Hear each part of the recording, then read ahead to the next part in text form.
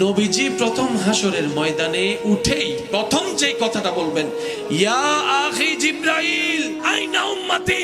ও জিব্রাইল, আমার উম্মত কোথায়? আমার উম্মত কোথায়? আমার উম্মত কোথায়?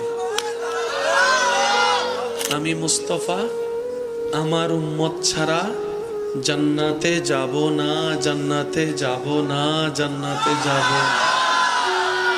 আমার উম্মত লাগবে, আমার উম্মত লাগবে। প্রশ্নকারী হয়তো প্রশ্ন করবেন, আপনার উম্মত কার কথা বলছেন?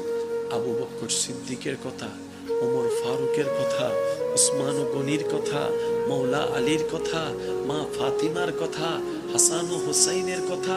নবী হয়তো বলবেন, না, ওনাদেরকে নিয়ে আমি চিন্তা করি না, আমি তো চিন্তা করছি আমার সেই গুনাহগার উম্মতদেরকে নিয়ে।